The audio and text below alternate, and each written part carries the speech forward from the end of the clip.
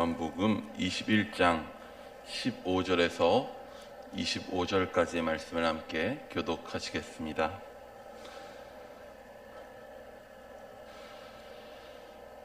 그들이 조반 먹은 후에 예수께서 시몬 베드로에게 이르시되 요한의 아들 시몬아 내가 이 사람들보다 나를 더 사랑하느냐 하시니 이르되 주님 그러하나이다. 내가 주님을 사랑하는 줄 주님께서 아시나이다. 이르시되 내 어린 양을 먹이라 하시고 또 두 번째 이르시되 요한의 아들 시몬아 내가 나를 사랑하느냐 하시니 이르되 주님 그러하나이다.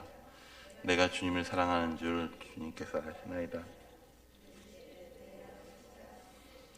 세 번째 이르시되 요한의 아들 시몬아 내가 나를 사랑하느냐 하시니 주께서 세 번째 내가 나를 사랑하느냐 하심으로 베드로가 근심하여 이르되 주님 모든 것을 아시오매 내가 주님을 사랑하는 줄을 주님께서 아시나이다. 예수께서 이르시되 내 양을 먹이라. 진실로 진실로 내게 이르노니 내가 젊어서는 스스로 띠띠고 원하는 곳을 다녔거니와 늙어서는 내 팔을 벌리리니 남이 내게 띠띠우고 원하지 아니하는 곳으로 데려가리라. 이 말씀을 하심은 베드로가 어떠한 죽음으로 하나님께 영광을 돌릴 것을 가리키심이더라. 이 말씀을 하시고 베드로에게 이르시되 나를 따르라 하시니 베드로가 돌이켜 예수께서 사랑하시는 그 제자가 따르는 것을 보니 그는 만찬석에서 예수의 품에 의지하여 주님을 파는 자가 누구오니까 묻던 자더라. 이에 베드로가 그를 보고 예수께 여짜오되 주님 이 사람은 어떻게 되겠사옵나이까? 예수께서 이르시되 내가 올 때까지 그를 머물게 하고자 할지라도 내게 무슨 상관이냐? 너는 나를 따르라 하시더라. 이 말씀이 형제들에게 나가서 그 제자는 죽지 아니하겠다 하였으나 예수의 말씀은 그가 죽지 않겠다 하신 것이 아니라 내가 올 때까지 그를 머물게 하고자 할지라도 내게 무슨 상관이냐 하신 것이로라. 이 일들을 증언하고 이 일들을 기록한 제자가 이 사람이라. 우리는 그의 증언이 참된 줄 아노라. 함께 읽습니다. 예수께서 행하신 일이 이외에도 많으니 만일 낱낱이 기록된다면 이 세상이라도 이 기록된 책을 두기에 부족할 줄 아노라. 아멘. 제가 항상 청소년부 아이들에게 자주 하는 이야기가 있습니다. 그것은 오늘 우리에게 주어진 삶이 우리가 오늘 갖고 있는 꿈보다 더 중요하다라고 하는 것입니다. 많은 아이들이 꿈이라는 것을 이루려고 미래를 위해서 오늘을 희생하며 삶을 살아갈 때가 많습니다. 바라는 것을 이루려 매일을 애쓰고 수고하는 거 필요할 수 있습니다. 하지만 이를 위해 매일매일을 희생하고 고통스럽기만 한다면 그것은 하나님께 받은 매일의 삶을 나의 욕심을 위해서 희생시키는 것이 될 때가 굉장히 많기도 합니다. 아이들 대부분이 자신의 삶을 위한 가장 좋은 길이 무엇인지 모른 채 남들이 좋다 하는 길 혹은 세상에서 인정받고 보기 좋은 삶을 위해서 오늘을 희생하는 것에 익숙해져 있습니다. 이는 결코 건강한 삶은 아니죠. 하지만 한편으로 또 아이들에게 이야기합니다. 오늘 우리에게 주어진 삶을 가장 값지게 살기 위해서는 하나님이 주신 소명을, 하나님의 꿈을 발견해야 한다. 자기 욕망을 채우고자 하는 꿈을 위해서 하나님이 선물로 주신 삶을 희생하는 것은 좋지 못합니다. 하지만 또 한편으로 자기 삶과 생명에만 집착하는 삶을 사는 것 또한 굉장히 바보 같은 일입니다. 왜냐하면 우리에게 주어진 삶은 결국에 하루하루 죽음에 가까워지고 있기 때문입니다. 우리가 아무리 지키고자 한들 우리에게 주어진 삶은 주님이 주신 것만큼 살게 되어 있습니다. 점점 소모됩니다. 그렇기에 삶을 위해서 삶을 사용하는 것, 생명을 위해서 생명을 소모하는 것에는 결국 손해보는 장사가 될 수밖에 없습니다. 그렇기에 중요한 것은 이것입니다. 나에게 주어진 생명을 통해 생명보다 더 귀한 것을 위해서 사용해 나가는 것입니다. 그리고 저는 이것을 소명이라고 부릅니다. 우리에게 생명을 주신 하나님이 우리의 삶을 통해 누리게 하시는 최고의 것을 살아내는 것입니다. 그렇다면 소명이라고 하는 것은 어떤 것일까요? 분명 하나님이 우리에게 주신 소명은 각자입니다. 소명은 각자입니다. 하지만 그 소명에는 분명히 연결되어 있는 공통된 결이 있습니다. 오늘 본문에서 저는 이렇게 이야기하고 싶습니다. 오늘 본문에서 베드로는 드디어 부활합니다. 물론 은유적인 표현입니다. 베드로는 육체적으로 죽음을 당하지 않았고 그렇기에 생물학적으로 다시 살아날 일도 없었습니다. 하지만 그럼에도 그는 죽어 있었습니다. 예수님은 부활하셨습니다. 예수님은 부활하셨지만 베드로는 죽어 있었습니다. 예수님을 3번 부인한 이후 그의 삶은 살아있는 삶이 아니었습니다. 예수님이 오늘 부활하셨습니다. 유다의 배신과 제자들의 도망과 그리고 베드로가 예수님을 3번씩이나 부인하고 저주했었던 그 모든 일들을 뒤로하고 예수님은 죽음과 싸우셔서 승리하셨습니다. 예수님이 부활하셨으니 이제 어떻게 해야 하나요? 예수님이 죽기 전에 제자들에게는 계획이라는 게 있었습니다. 그들의 삶에는 계획이 있었습니다. 베드로에게는 삶의 계획이 있었습니다. 예루살렘에 올라가려는 계획이 있었습니다. 예수님을 왕으로 모시고자 하는, 왕으로 세우고자 하는 마음이 있었습니다.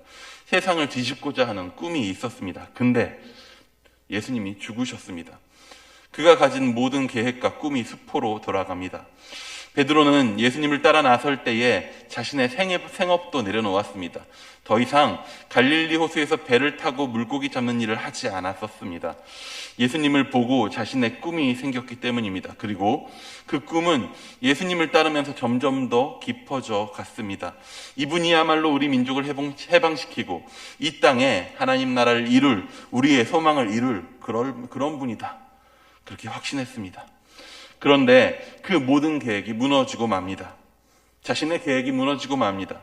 예수님이 죽으신 것입니다. 그것은 베드로의 계획과 계산에는 없었던 일이었습니다. 베드로를 비롯한 모든 제자들은 예수님의 죽음 이후에 무엇을 합니까? 그들은 무엇을 해야 할지 몰라 두려워서 집안의 모든 문을 닫고 떨고 있었습니다. 이것은 살아도 사는 것이 아니지요. 자신의 삶을 자기 꿈과 야망을 위해 갈아 넣었었던 베드로와 제자들은 그 꿈의 중심이 되는 예수님의 죽음을 보고 자기들의 삶을 잃어버리게 됩니다. 그들은 살아있으나 살아있는 게 아니었습니다. 그들은 사실 죽어 있었습니다. 근데 예수님이 부활하셨습니다. 예수님이 살아서 돌아오십니다. 예수님의 부활이 제자들에겐 당연히 기쁨이었습니다. 당연합니다. 그들은 예수님을 통해서 무엇을 이루고 싶었건 무엇을 기대했건 그것과는 상관없이 3년간 동고동락했었던 예수님을 사랑했기 때문입니다. 사랑하는 이가 살아서 돌아왔다는 사실 그 자체로 그들에겐 기쁨이었습니다. 베드로는 분명 예수님을 사랑했습니다. 사랑한 이가 죽었다 다시 살아 돌아왔다는 사실 그것만으로도 베드로에게는 충분한 기쁨이었습니다. 하지만 그 기쁨에는 뭔가 찝찝함이, 뭔가 답답함이 섞여 있습니다. 뭘까요? 예수님이 돌아오신 것은 기쁜데 계속 예수님의 눈치가 보입니다. 예수님이 뭔가 가만히 계시다 한마디 하시려 할 때마다 움찔움찔합니다. 긴장이 됩니다. 왜 그럴까요? 그들 가운데 죄책감이 있거든요. 제자들 모두 예수님이 죽으실 때 그의 곁을 떠나서 도망쳤거든요. 예수님의 죽음 앞에 모두가 죄책감을 가지고 있습니다. 예수님이 제자들과 함께 계시다가 정막 가운데 갑자기 너네 그때 왜 그랬어? 라고 질문하실까봐, 이렇게 한마디 하실까봐 얼마나 불안했을까요? 베드로를 비롯한 제자들이 아직 살아있지 못하고 죽어있음을 보여주는 부분은 오늘 또 등장합니다. 베드로가 오늘 무엇을 하고 있었나요? 물고기를 잡고 있었습니다. 베드로는 예수님을 따르기 시작한 이후로 어부의 일을 내려놓았습니다. 그런데 지금 베드로는 다시 어부의 자리로 돌아가 버렸습니다. 예수님은 부활했지만 베드로의 삶은 이전으로 돌아가 버린 것입니다. 예수님을 따르려 할 때에 자신이 가졌던 꿈과 계획은 이제 온데간데 없습니다. 예수님의 죽음도 심지어는 예수님의 부활도 자신의 계획을 이미 넘어선 일이었기 때문입니다. 베드로는 어부의 자리에 다시 멈춰서 있습니다. 그런데 그런 베드로에게 예수님이 찾아오십니다. 마치 처음에 물고기를 잡다가 허탕을 친 베드로에게 찾아오듯이 그가 물고기를 잡는 그곳으로, 그가 밤새 허탕치고 있는 그곳으로 찾아오십니다. 그리고 처음 베드로에게 많은 물고기를 잡게 하셨던 것처럼 다시 그러한 기적으로 베드로에게 베푸십니다. 처음 만났었던 때에, 처음 부름 받았었던 때의 기억을 돌아보게 하시는 거죠. 그리고 베드로와 다른 제자들과 또 식사를 하십니다. 그들을 먹이십니다. 그러다 드디어 입을 여시죠. 베드로야, 그때 왜 그랬어? 가 아니라 그걸 묻지 아니하시고 너는 나를 사랑하느냐 질문하십니다. 실제로 예수님은 그때의 일, 베드로가 그날 밤에 예수님을 3번 부인했었던 일을 떠올리게는 하십니다. 3번 물으시거든요. 당장 눈앞의 상황이 그때의 일을 떠올리게 합니다. 눈앞에 숯불이 타오르고 있습니다. 불이 타오르고 있는 그곳에서 베드로 자신에게 3번의 질문이 왔었죠. 예수와 함께하던 자가 아니냐. 근데 그 비슷한 상황 속에서 예수님이 베드로에게 말씀하십니다. 만약에 베드로가 예수님을 부인할 때와 같은 그 상황에 그 숯불 위에 생선과 떡이 아니라 닭 3마리를 올려놨으면 베드로에겐 정말 큰 복수가 됐을지도 모릅니다. 하지만 예수님은 베드로가 고통당하길 원하신 것은 아닙니다. 예수님은 베드로에게 복수하고자 한 것이 아닙니다. 베드로의 잘못을 정죄하지 않으십니다. 비난하지 않으십니다. 그 대신에 예수님은 베드로가 3번 부인했던, 나는 예수를 모른다던 그 입의 말을 되돌릴 수 있도록 3번 질문을 하십니다. 우리 15절 한번 같이 읽어보도록 하겠습니다. 15절입니다. 시작. 그들이 조반 먹은 후에 예수께서 시몬 베드로에게 이르시되 요한의 아들 시몬아, 내가 이 사람들보다 나를 더 사랑하느냐 하시니 이르되 주님 그러하나이다. 내가 주님을 사랑하는 줄 주님께서 아시나이다. 이르시되 내 어린 양을 먹이라 하시고, 나는 저 사람을 모른다고 예수님을 3번 부인했던 베드로의 입술은 내가 주님을 사랑한다는 3번의 말로 씻기어집니다. 베드로는 완전히 실패했지만 예수님은 그를 다시 회복시킵니다. 하지만 그것만으로는 충분하지 않았습니다. 실패했던 제자를 용서하고 그의 죄책감을 씻어주는 것, 그 이상의 무언가가 필요했습니다. 베드로는 삶의 계획을 잃었습니다. 자신에게 주어진 삶을 자신의 꿈과 계획을 위해 예수님을 따르는 데 사용했었거든요. 근데 자신이 생각했던 그 계획은 무너졌고 그 계획에 헌신되어 있던 그의 삶은 이제 무엇을 해야 될지 알 수가 없습니다. 베드로의 삶은 죽어 있었습니다. 그런 베드로에게 예수님은 자기 꿈과 계획에 헌신되어 달려가다가 길을 잃고 죽은 베드로의 삶을 새로운 삶으로 부르십니다. 그것은 목자로서 사는 삶이었습니다. 목자로서 사랑하는 삶이었습니다. 사실 사랑하는 삶으로서의 소명, 사랑하며 살아야 한다는 소명은 예수님이 지금 처음 말씀하시는 것은 아닙니다. 제자들과 함께하는 시간들을 통해서 예수님은 자신의 소명이 그것이고 이를 위해서 하나님이 자신을 보내셨다라고 하는 것을 계속 말씀하시고 보여주셨습니다. 그리고 죽으시기 전날 제자들에게 굉장히 긴 말씀을 통해서 이 소명을 강조하셨습니다. 당장 오늘 우리가 2주째 외우고 있는 학가다 말씀에도 분명히 나타나고 있지요. 우리 외우시잖아요, 학가다 말씀. 요한복음 14장 21절 학가다 말씀 한번 외워지는 대로 저랑 같이 읽어보면 좋을 것 같습니다. 시작. 나의 계명을 지키는 자라야 나를 사랑하는 자니 나를 사랑하는 자는 내 아버지께 사랑을 받을 것이요 나도 그를 사랑하여 그에게 나를 나타내리라. 모두 잘 외우셨습니다. 누가 예수님을 사랑한다 할 수 있습니까? 예수님의 계명을 지키는 자라고 합니다. 예수님의 말을 지키는 자라고 합니다. 14장에서 17장에 내내 나옵니다. 내 계명을 지켜라, 내 말을 지켜라. 그 계명이 무엇입니까? 그 말이 무엇을 이야기합니까? 딱 하나입니다. 고별 설교의 시작, 14장에서 17장에 이어지는 그 고별 설교를 시작하는 지점인 13장 34절에는 이렇게 이야기합니다. 새 계명을 너희에게 주노니 서로 사랑하라. 내가 너희를 사랑한 것 같이 너희도 사랑하라. 이것이 새 계명이고 이것이 너희가 지켜야 될 내 말, 예수님의 말입니다. 이어서 35절에는 이렇게도 말씀합니다. 너희가 서로 사랑하면 이로써 모든 사람이 너희가 내 제자인 줄 알리라. 베드로는 실패했습니다. 사실 예수님은 베드로가 실패할 줄 아셨습니다. 제자들이 사랑하는 데에 실패할 줄 알았습니다. 제자들은 자기 계획을 이루려 했으나 제자들에게 주어진 미션은 사실 사랑하는 데에 승리하는 것이었습니다. 하지만 예수님 아셨습니다. 그들이 실패할 줄. 자기들끼리 사랑하기는커녕 자기들이 주님이라고 따르고 있는 예수님을 사랑하는데도 실패해서 모두 떠나버릴 것을 아셨습니다. 그들 가운데 사랑이 없고 사랑할 수 있는 힘이 그들 가운데 없었음을 아셨습니다. 그래서 예수님이 무엇을 하십니까? 예수님이 하신 것은 제자들에게 먼저 사랑을 보이시는 것이었습니다. 그들을 위해서 십자가를 지십니다. 그들이 도망가는 그 자리에 홀로 남아서 잡히십니다. 그들을 대신해서 자신이 모든 잘못을 덮었습니다. 그들을 대신해서 자신이 죽임을 당합니다. 그리고는 예수님의 죽음에 대해서 스스로를 정죄하고 좌절감 가운데 지금 죽어있는 제자들에게 또 다시 찾아오셔서, 베드로를 찾아오셔서 괜찮다고 그를 용서하십니다. 배신의 죄책감을 털어버리게 하십니다.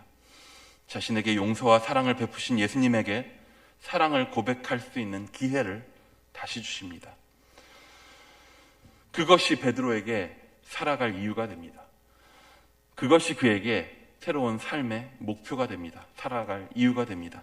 그것은 바로 예수님이 그렇게 하신 것처럼 나도 그렇게 살아야 한다라고 하는 사랑하는 삶으로서의 소명입니다.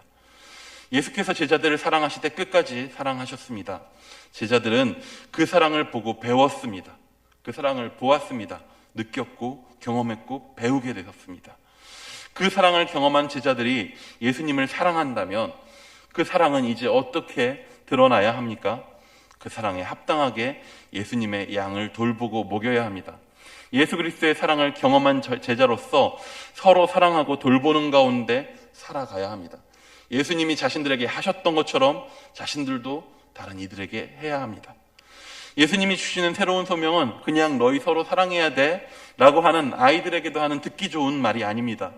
양을 치고 먹이는 그 소명의 끝은 어떻게 결론납니까? 우리 18절도 한번 같이 읽어보도록 하겠습니다. 18절입니다.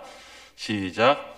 내가 진실로 진실로 내게 이르노니 내가 젊어서는 스스로 띠띠고 원하는 곳으로 다녔거니와 늙어서는 내 팔을 벌리리니 남이 내게 띠띠우고 원하지 아니하는 곳으로 데려가리라. 그 소명의 끝은 무엇입니까? 그 소명의 끝은 죽음입니다. 베드로의 죽음을 말씀하십니다. 베드로가 거기까지 다 알아들었을지는 모르겠습니다. 하지만 사랑하라 하는 그 소명의 끝은 자신의 삶을 내어주는 것으로 마무리되게 됩니다. 예수님이 그렇게 사랑하셨기 때문에, 그렇게 사랑하셨던 것처럼 그에 따르는 베드로의 소명은 사랑을 위해 자신을 내어주는 마지막까지를 포함하는 것입니다.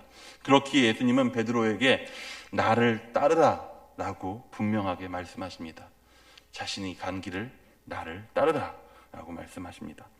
자신에게 주어진 한 번의 삶을, 자신의 생명을 들여 더 많은 생명을 살리는 길, 더 많은 생명 가운데 함께 살아가는 길 가운데 드리는 것, 사랑을 위해 나에게 주어진 삶을 사용하는 것, 그것이 예수님이 하신 일이고 우리에게 보여주신 일이고 우리가 따라야 할 가장 값진 삶이자 바로 우리에게 주신 모두 같은 결로 따라야 할 소명인 것입니다.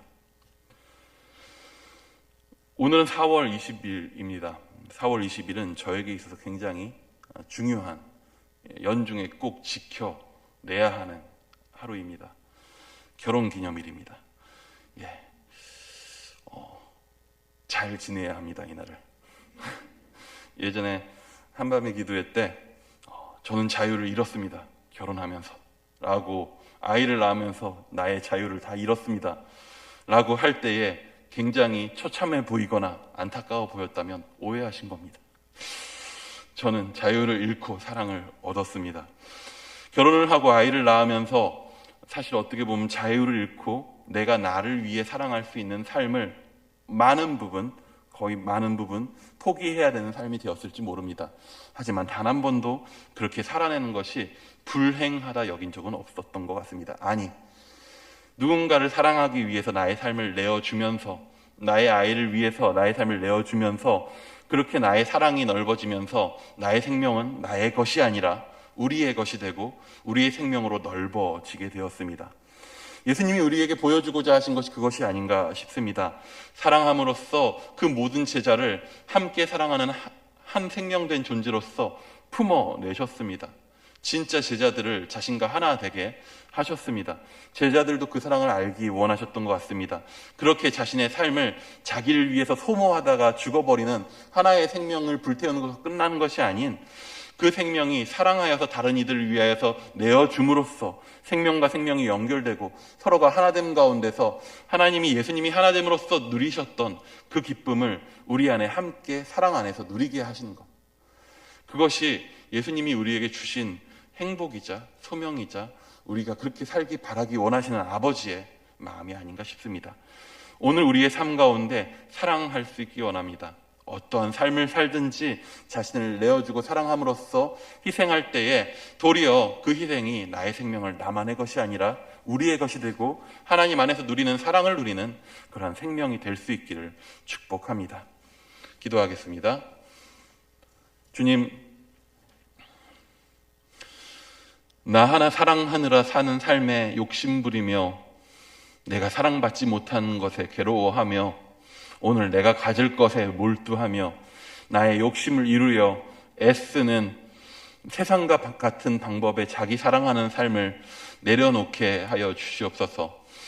아버지께서 자신의 사랑하는 아들을 내어주셨고 주님께서 자신의 목숨을 우리를 위해서 내어주신 것처럼 주여 우리 또한 그 생명 받은 자로서 우리에게 주어진 생명을 누군가를 위해 주께서 사랑하시는 양들을 위해 내어주고 헌신하고 드릴 수 있도록 양을 치고 양을 먹이는 삶 가운데 나를 들여 그 사랑 안에 한 몸을 이루는 그 생명 가운데 참여하는 그 기쁨을 우리가 누리게 하여 주옵소서. 오늘 주어진 삶 가운데서 내가 사랑하여야 할 이들이 누구인지 돌아보게 하여 주옵소서. 가족 포함하여 나와 한 공동체 가운데 주어진 형제와 자매들을 보게 하여 주옵소서. 내가 잊고 지냈던, 내가 기억하지 못하고 사랑하지 못했던, 혹은 내가 미워하기도 했었던 누군가를 향한 아버지의 마음은 무엇인지 다시 한번 돌아보게 하시고 나의 삶이 자기 사랑으로 좁아지는 것이 아니라 예수께서 보여주셨던 것처럼 서로 사랑함으로써 날로 더욱 주의 몸된 교회 가운데 참여하는 그 사랑의 공동체 가운데 참여하는 날로 더욱 자라가는 생명이 되게 하여 주시옵소서. 함께하여 주실 줄 믿사오며 예수님의 이름으로 기도드립니다. 아멘.